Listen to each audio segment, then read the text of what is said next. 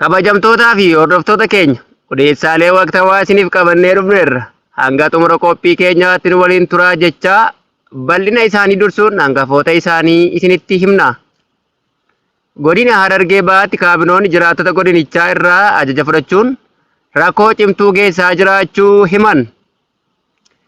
Ajjeechaa Qananii Addunyaa wal qabatee abbootiin gadaa fi hayyuuleen dhimmicha araaraan akka furamu adeemsa baatiiwwan muraasaaf yaalaa turan adeemsi araaraa gufachuu dubbatan. Bara haaraa 2026 ilaalchisee addi bilisummaa Oromoo ibsa haala yeroo fi bara haaraatti kallattiin ciminootaa fi hanqinoota jiran hundeedhaaf furuuf ergaa baga haaraa geessan jedhus dabarsaniiru kan jedhu kan isiniif dhiyeessinu ta'uu hanga dhumaatti nu waliin turaa jechaa kanneen mana keenyaaf haaraa taatan hundee miidiyaa sabiskiraayib gochuun nu waliin turaa jechaa oduun of harkaa qabnu kunooti.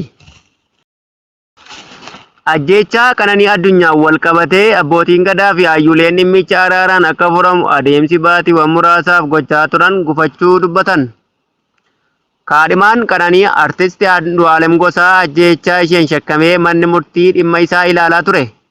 Andu'aalem waggaa darbe baatii bitootessaa keessa poolisiidhaan erga to'atame hidhaa ji'a 3 booda baatii waxabajji keessa hidhaarraa gadhiifameera.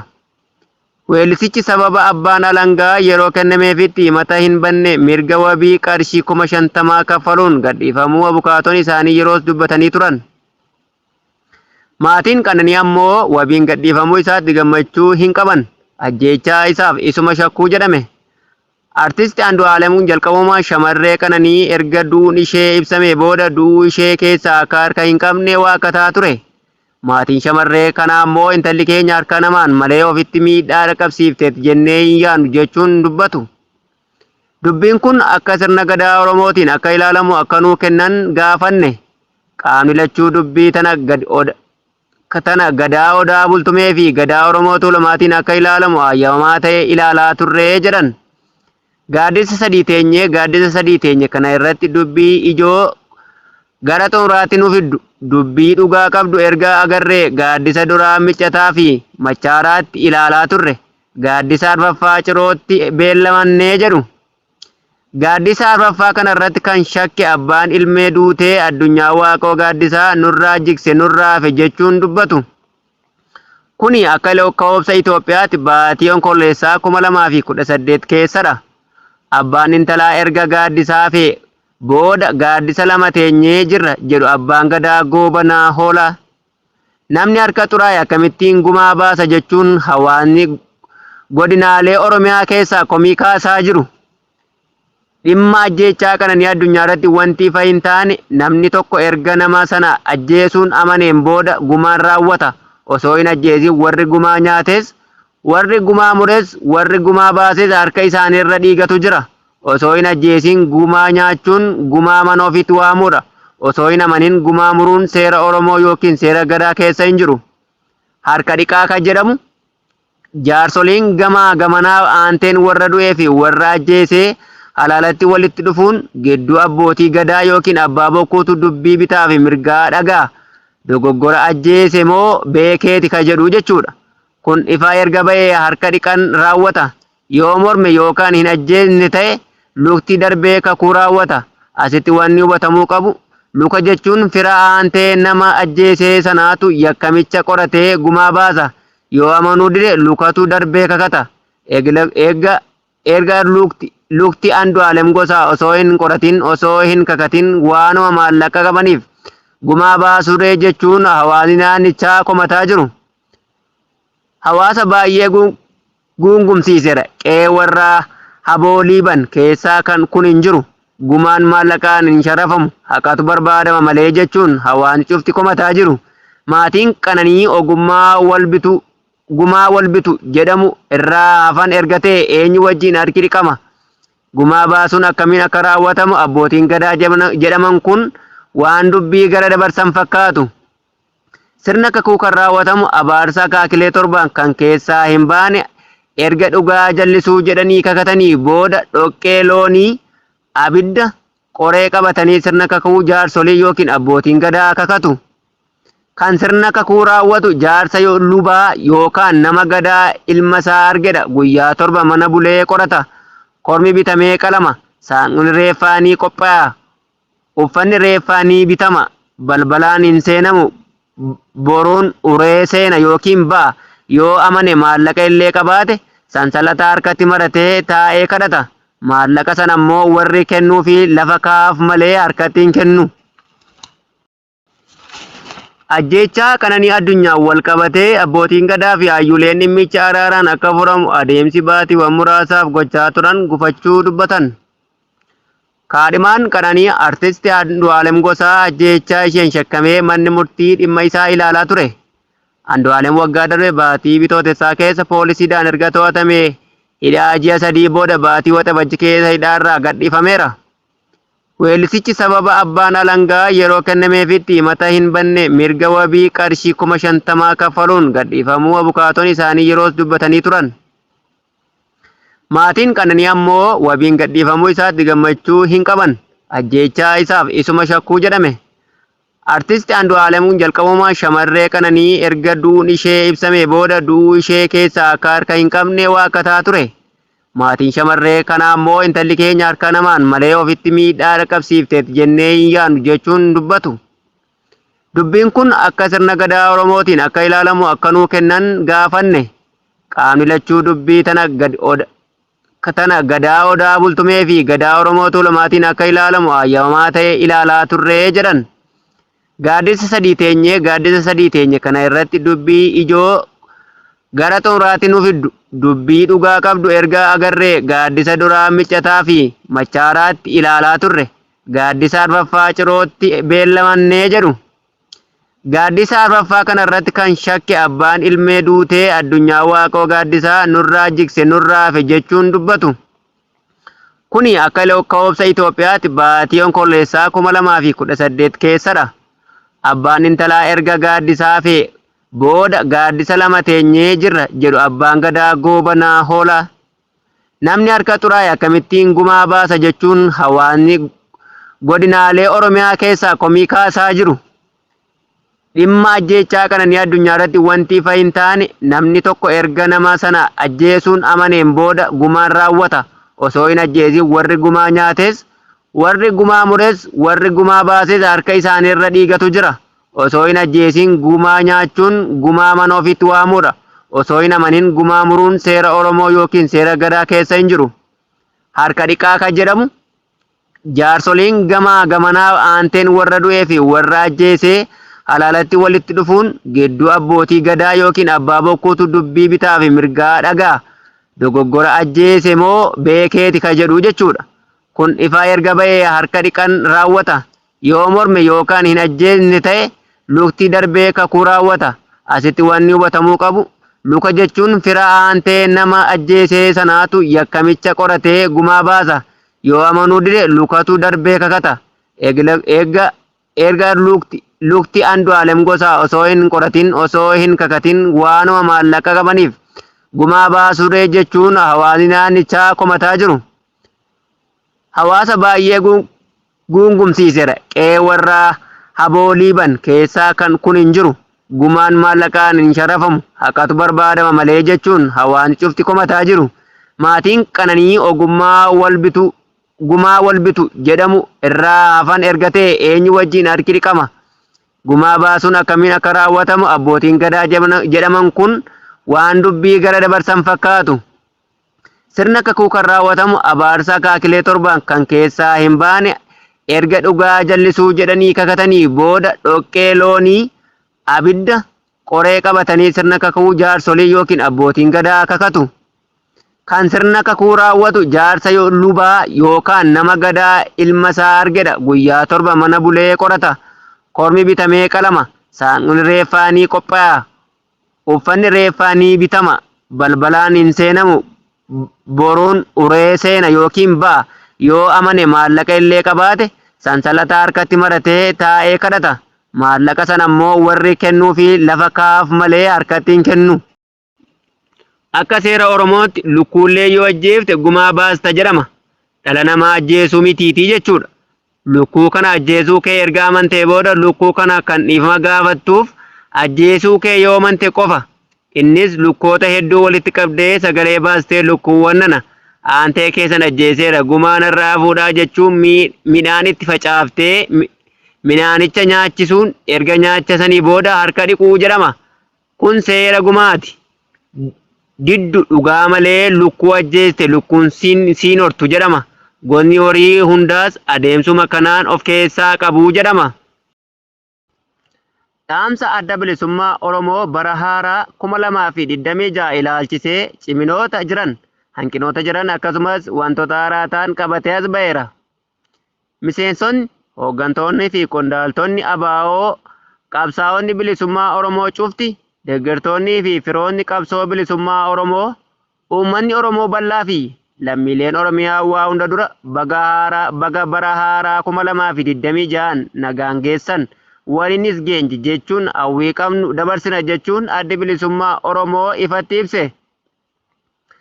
Barri haaraan kun uummata Oromoof keessa isaatti bara nagaa fi tasgabbii, bara milkii fi injifannoo, bara haqii fi dhugaan isaa akka argate uummanni keenya darraa jalaa ba'u, jireenyi gadadoo kun irra darbee bara itti mataan ol jedhu akka nuuf ta'u hawwii qabnu dabarsina.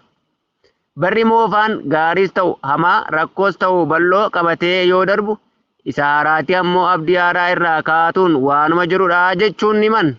Kana waan ta'eef yeroo kamiyyuu abdii keenya guddifachuu fi yaaddoo jiru xiqqeessuuf yeroon itti irbuu keenya haaromsannuu fi jabaannee hojjechuuf itti waadaa gallu seensa bara haarawaa irratti ta'uun beekamaadha.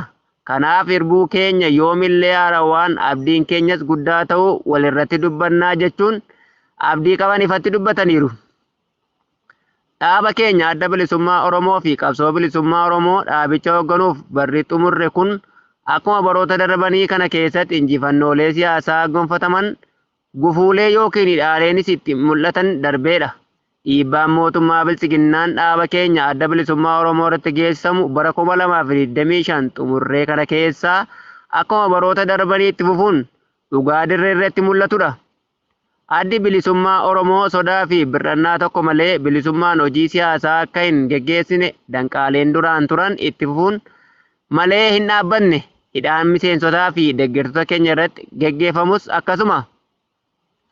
Hidhaaleen yookiin gufuuleen jiran hedduu ta'anis addi bilisummaa Oromoo harka isaa maratee hin teenye haala jiru keessatti sochii qabsoo karaa nagaa tarkaanfachiisuuf ijibbaata godhuun hojiilee mallattoo hojjetan keessaa isaan ijoon jiru. Bara 2025 xumurre kana keessa carraa banamu waajjira muummee Gullallee addi bilisummaa Oromoo hojii jaarraa jajjaboo hojjeteera. Leenjii haaromsaa fi hubannoo miseensotaa fi qondaaltotaaf kennuun hojiitti bobbaasuu dirqamoota itti aananiif qopheesseera. Hojii dadammaqinaa bal'inaan qaban hojjeteera. Hojjetaa jira. Kunis bal'inaan kan itti fufu ta'uu himan. Dhiibbaa siyaasaa fi sirna dhaabichaa irratti dalagameen rakkinoota adda addaa dhaaba mudatan keessaa jaarmichi baasuu fi deebisanii jabeessuuf haaromsuu fi hojii qabsoo bifa barbaadamuun itti fufsiisuuf gubiin sabaa adda bilisummaa Oromoo walgahii isaa dhaabbataa sadaffaa geggeeffateen murtii kutannoolee dhaabichaa dandamachiisan sochii egereef qopheessan dabarsuun gudunfuutuunis milkiilee bara 2025 keessa argameen keessaa isa tokkodha. Haala kana keessatti har'a illee waajjira muummee Gullallee irraa kan hafe hanga guutuu biyyattiitti waajjiroonni adda bilisummaa Oromoo akkuma cufamanitti qabeenyi isaas seeraan ala fi ajaja mana murtii malee mootummaa bilchiginnaan saamamanii osoo gadi hin dhiifamin hanga har'aatti uggura jalatti argamu. Kun hundi kana ta'es addi bilisummaa Oromoo dadhabsiisuu fi adeemsa qabsoo uummataa Oromoo danqaa irratti kan fuulleffate ta'uu mirkanaa'aadha. Gama uummata keenyaan roorroon waggoota darban irraa geessifamaa ture bara xumurre kana keessa ammaatee itti fufuun uummanni keenya cunqursaa fi gidiraa ulfaatu keessummeesseera. Maqaa adda addaa itti maxxanfamee qe'ee isaa keessatti ajjeefamuun, hidhamuun, saamuu fi ari'atamuun isa mudateera. Maatiin ijoollee osoo hin hafin haala suukkanneessaan ajjeefamanii balballi banaatti hafeera. Har'allee uummanni keenya nagaa dhabee goolamaa jiraataa jira. Waraanni qe'ee Oromoo dhaalee nagaa dhorkatee jiruu fi jireenya uummata keenyaa balaa ulfaataa irra buuseera. Dhiigni qulqullootaa gadi naqamaa jira. Gaddi qe'ee Oromoo dhaaleera. Kanaan roorroon gidiraan cunqursaan daangaa darbe uummata keenya irratti wal qaqqabeera. Uummanni keenya wabii jireenyaa dhabeera. Kun immoo ulfaataa furmaataa isaaf tokko ta'uu Oromoo ilaalutu jennee amanna. Bara xumuraa 2025 kana keessa akkuma duraanii qormaataa fi gaagama guddaa kan uummata Oromootti fide keessaa inni biraan itti fufiinsaan weerara daangaa Oromiyaa irratti gaggeeffamu walqabatee lubbuu uummata keenyaa dhabamuu fi buqqaatiin lammiilee kumootaa hedduu dhaqqabsiisaa jirudha. Akka seenaan guutummaa goleelee Oromiyaa cufa keessatti sadarkaa jedhamuun addatti godinoota kanneen akka Wallagga Bahaa, Horroo Guduruu Wallaggaa, Giddugala Oromiyaa, Lixa Shaggar, Bahaa Shaggar, Kaaba Shaggar, Bahaa Oromiyaa, Kibba Oromiyaa, Booranaa Irraan, Kibba Bahaa Oromiyaa fi kanneen biroo keessatti weerara babal'ifannaa lafaa finxaaleyyii faannoo fi humna addaa naannoo Sumaalee uummata keenya irratti gaggeeffamaa jiruun ilmaan Oromoo baay'een ajjeefamanii kumootaan dhiibbaan qe'ee isaanii irraa buqqaanii dirreetti hafaniiru. Akeekni weerara kanaa qe'ee Oromoo irraa qabeenya boortaan saamuu fi babal'ifannaa lafaaf daangaa Oromiyaa cabsanii lafa Oromoo dhuunfachuudha. Weerara humna alagaa dhaabuu fi lafa isaa alagaa irraa dhorkatuuf uummanni keenya gamtaan dura dhaabbatee falmatu malee furmaata biraa fi qaama eeggatu tokkollee akka hin qabne jabeessanii hubachiisaniiru. Humni Oromoon qabu inni guddaan tokkummaa isaati. Kanneen Oromoo cabsuu fi diiguu barbaadan humna isaa kana laaffisuu fi diiguu irratti hojjetu. Uummanni keenya haala kana hubachuun karaa hundaan tokkummaa isaa eeggatuu fi jabeessuu irratti akka hojjetu dhaamaniiru. Kanneen galii qabsoo Oromoo gufachiisuu barbaadan waan irratti xiyyeeffatan keessaa inni biroon sabboonummaa Oromummaati. Sabboonummaa Oromoo saba Oromoof falmuu fi saba Oromoof quuqamu kan akka yakkaatti ilaaluun karaa adda addaan yeroo sabboonummaan Oromoo diigamuuf ifaajan godhamu ni mul'ata. Uummanni keenya kana hubatee sabboonummaa isaa tifkatuu fi caalaatti jabeessuuf akka hojjetu cimsanii hubachiisaniiru. Akkuma hubatamu olloonni fi duulonni adda addaa duree qabsoo Oromoo fi adda bilisummaa Oromoo fi qabsicha irratti gaggeeffamu bal'aadha. Akeekni ololootaa kunneen ifaa fi mul'ataadha. Kanneen adda bilisummaa Oromoo fi qabsoo inni hoogganu irratti ololan eenyu fa'aa akka ta'an maal barbaadu ni jedhus beekamaadha. Kun bakka qabsoon bilisummaa Oromoo irra ga'ee jiruu fi hojii addi bilisummaa Oromoo hubatu dhabuu yookaan ammoo jibbiinsaa fi farrummaa irraa kan maddudha. Duulli ololootaa fi shiroonni gaggeeffamanis addi bilisummaa Oromoo fi qabsoon bilisummaa Oromoo injifannoolee gurguddaa galmeessanii dallaa shira hedduu diiganii as ga'an. Taakkuuf illee deemsa isaanii irraa gufachiisuu fi dhaabuu akka hin dandeenyes hiree kanaan hubachiisna jechuun addi bilisummaa Oromoo dhaame. Miseensonnii fi deeggartoonni keenya akka waliigalaatti uummanni keenya ololoota farrummaa ta'e jedhame yeroo yeroon bixxilame gadhiifamu osoo hin qabamne fi yeroo osoo hin gubin hojii qabsoo fi dirqamoota keenya raawwachuu qofa irratti akka fuulleffannu wal hubachiisna jechuun dhaaman. Nama beekaa rafe irribaa dammaqsuun ni ulfaata. Akkuma jedhamu farreen qabsoo bilisummaa Oromoof deebii kennuu irraa hojii manee mooraa qabsoo bilisummaa Oromoo keessaa nu eeggatu hojjechuutu dhimma keenya yeroon gaafattudha jedhan. Akka waliigalaatti biyyattiin rakkinoota ulfaatoo fi walxaxoo adda addaatiin hidhamtee uummattoonni gidiraa fi dhiphuu hamaa keessa kufanii jireenya gadadoo jiraachuun waggaa xumurre kanattis hiramee isaan ta'ee itti fufeera. Hiree isaanii ta'ee itti fufeera. Karaa siyaasaa, dinagdee fi hawaasummaan xaxaa fi kufaatiin jiru yoo hammaatu malee hin furamne. Waldhabdeen siyaasaa fi ololoonni Oromiyaa dabalatee guutuu impaayirettii dhuunfatee jiruu fi dirreen siyaasaa dhiphatuun diigumsa irraa hammaataa fi kufaatii maddisiisaa jiraachuu isaanii waan dhokataa miti. Kanaan walqabatees kufaatiin dinagdee fi qaala'insi jireenyaa akkaan hammaatuun lammiileetti jireenyaa hadheesseera.